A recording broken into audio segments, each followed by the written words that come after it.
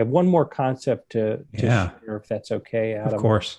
Um, this one's the Hotel Rover, and it capitalizes on the trend towards people getting out and getting to the national parks and getting on the open road and renting RVs. It also, let's go back to Elon Musk and Tesla for a second, capitalizes on some of the autonomous vehicle solutions.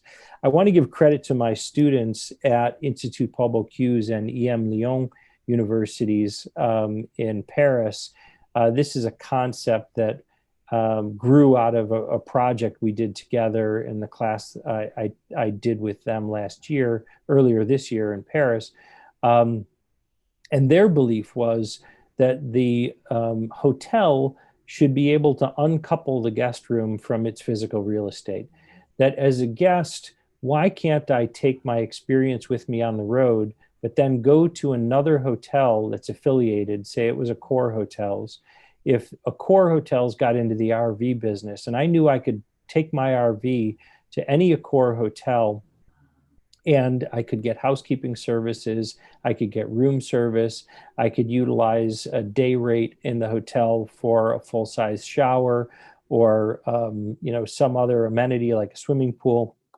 There's an interrelationship between being on the open road and the physical hotel real estate. Not to mention, most hotels have parking lots that could accommodate a larger vehicle like this. Hmm.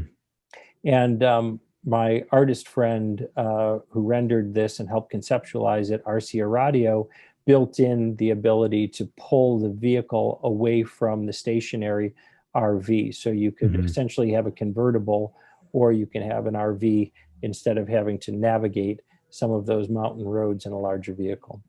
Wow. Wow. This is unbelievable. I mean, ooh, there's so much I want to dive into with you on everything. Well, Uh, I thanks.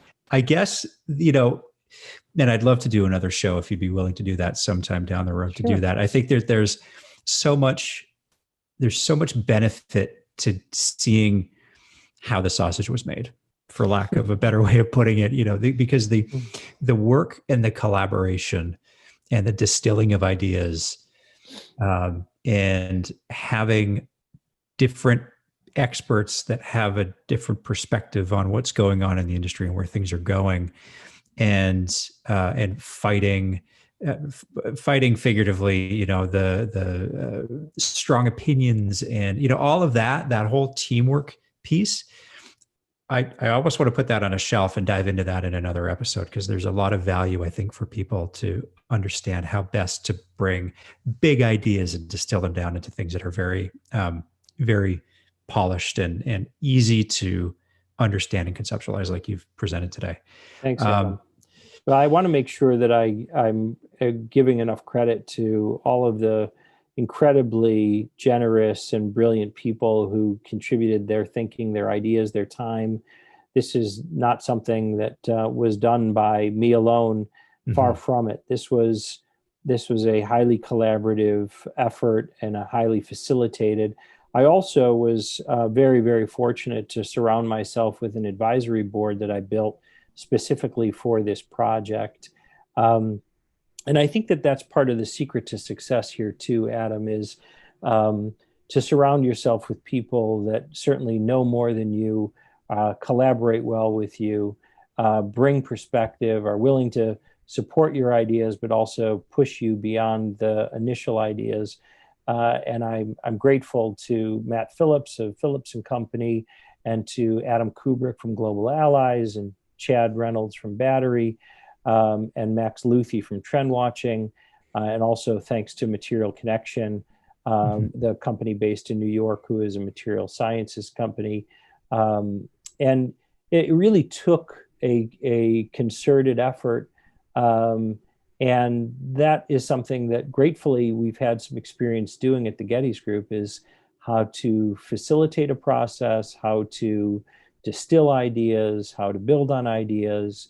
And those skills are very valuable skills, Adam, going forward, as again, the challenges we face become increasingly complex, and the need for shared kind of problem solving only increases.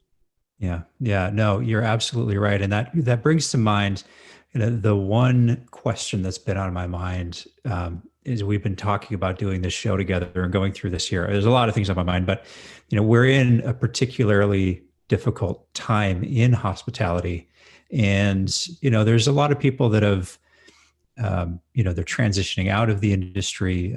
They've been laid off. And I don't want to put you on the spot with a question here, but I'm going That's somewhere with okay. it. And I just think that there's a lot of not just uncertainty about where's business going to come from, how's technology going to be integrated, but there's uncertainty about whether it's still a viable place to have a career.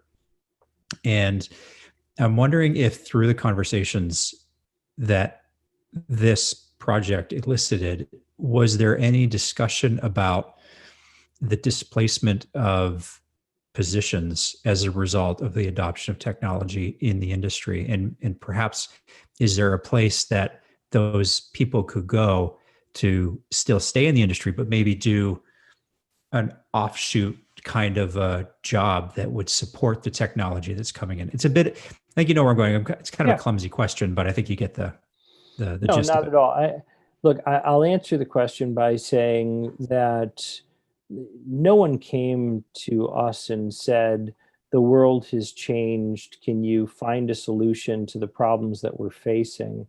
We took the initiative to say that a crisis creates an opportunity to bring people together, to have something that is a beneficial focus of our energy and time, and that this may spring new ideas, and it may spring new companies and new products. This is the opportunity, right? Is to not just wait for the phone to ring, but to go start to create a place for you to explore new ideas and share ideas and evaluate ideas and test ideas and use those relationships and the insights to help you define where you want to go next. Mhm. So yes, I think inevitably technology and automation is going to make some of the way we work and what we do no longer relevant. And so the question is, where are the new opportunities that arise as a result of those changes? And a project like this starts to surface up some of those things. When you read about a solution in another part of the world and a gaming platform that has gamified the training procedures around the sanitization and cleaning, in order to incent people to do it well, you say, wait a second, how can we use a platform like that for retraining or training? It could lead to all kinds of new ideas and opportunities, Adam. Mhm. Um, so yes, I mean, it was part of the conversation. It's part of the implication of what we're considering for the future. We don't have the answers, but at least we created an opportunity for the dialogue and maybe some inspiration for those people, many of whom I will tell you, or some of whom were presently furloughed while they were working on this project. They had time available. They were able to apply some of their knowledge, their insight, their relationships. It kept them actively engaged with other people in our industry. Thankfully, many of them have since returned to their jobs. But that's part of the story that I've never told anybody, but I'm telling you is that's part of what helps keep people going too, is being challenged and being inspired and keeping a hope for what the opportunities might be in the future. Ron, this has been an outstanding look into the future for the Hotel of Tomorrow. No pun intended, or pun intended. If anybody wants to get a hold of you or learn more about what you're doing, more about the Gettys Group, what's a good place for them to go? Well, they can certainly go to our website, which is gettys.com, gettys.com. They can find me on LinkedIn. I'm Ron Swidler, Swidler. And feel free to reach out. There will be another chapter in the evolution of the Hotel Tomorrow.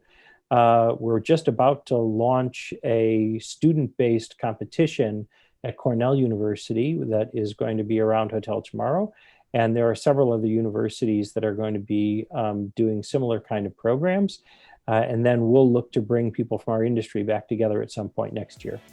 This was my episode with Ron Swidler, Chief Innovation Officer at the Gettys Group. Be sure to check out their website, gettys.com, and you can find Ron on LinkedIn. I'll link to both in the show notes. To see the full interview, just head over to YouTube and search the Proven Principles Podcast, and you can learn more about the show on our website, theprovenprinciplespodcast.com.